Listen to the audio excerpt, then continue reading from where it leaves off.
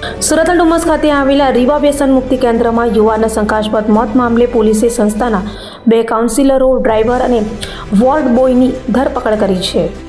સુરતના ડુમસમાં આવેલા રીવા વ્યસન મુક્તિ કેન્દ્રમાં યુવકના શંકાસ્પદ મોત મામલે ડુમસ પોલીસે સંસ્થાના 2 કાઉન્સિલરો, ડ્રાઈવર અને વોર્ડ બોયની ધરપકડ કરી છે. વ્યસન મુક્તિ કેન્દ્રમાં દવાના ગળવા બાબતે આરોપીઓ ભેગા મળી બનાસકાંઠાના થરાદના મૃતક ધવલ રાઠોડને માર માર્યો હતો, જેના કારણે ધવલ રાઠોડનું મોત નીપજ્યું હતું.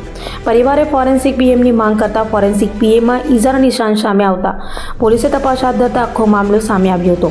હાલ તો પોલીસે રીવા વ્યસન મુક્તિ કેન્દ્રના 4 આરોપીઓની ધરપકડ કરી વધુ તપાસ હાથ ધરી છે.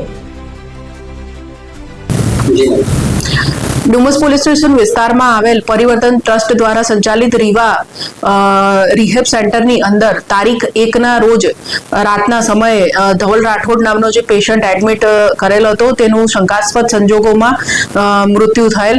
સિવિલ હોસ્પિટલમાં તેને 108 દ્વારા લઈ જવાતા મૃત જાહેર કરેલ હતો.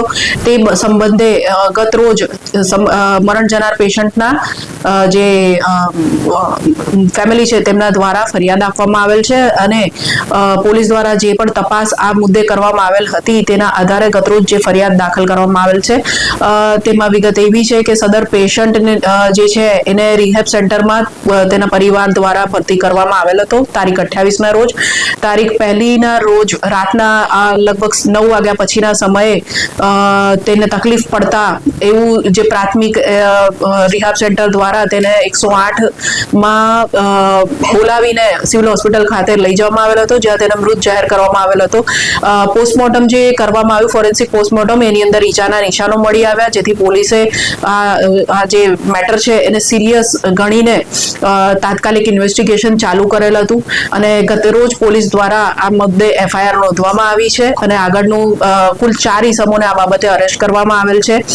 જે પ્રાથમિક તપાસમાં જણાઈ આવ્યું કે આ જે ઇસમ છે જે ચલવે છે આ રિહેબ સેન્ટરની અંદર કામ કરતા 2 કાઉન્સિલરો, વોર્ડ બોય તથા ડ્રાઈવર દ્વારા દવા નહીં લેવાના મુદ્દે આ સદર પેશન્ટ ધવલભાઈ રાઠોડને મારવામાં આવેલ હતો, જેના કારણે સદર પેશન્ટનું મૃત્યુ નિપજેલ છે. જેથી પોલીસ દ્વારા અત્યારે કાયદેસરની વધુ કાર્યવાહી તપાસ આગળ ધરવામાં આવેલ છે.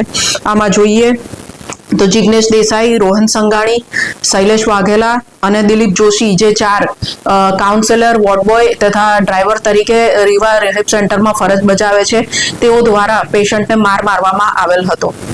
હજુ પોલીસ દ્વારા આરોપીઓને કોર્ટમાં રજૂ કરીને રિમાન્ડ મેળવવાની કાર્યવાહી કરવામાં આવી રહી છે. મેડમ, જે મરનાર છે ધવલ રાઠોડ, એ ક્યાંનો છે અને કેટલા વખતે આ સેન્ટરમાં? મરણ જનાર ધવલ રાઠોડ છે એ મૂળ બનાસકાંઠાનો થરાદનો વતની છે અને તે માત્ર એક જ દિવસ માટે અહીં ભરતી હતો. તારીખ 28ના રોજ સાંજના 6 વાગે તેના પરિવારજનો જે તેનો ભાઈ છે જે નજીકમાં અહીંયા સુરત જિલ્લામાં રહે છે તેમના દ્વારા એમને અહીંયા ભરતી કરવામાં આવેલ હતા અને 1લી તારીખે તેનું મૃત્યુ નિપજેલ છે.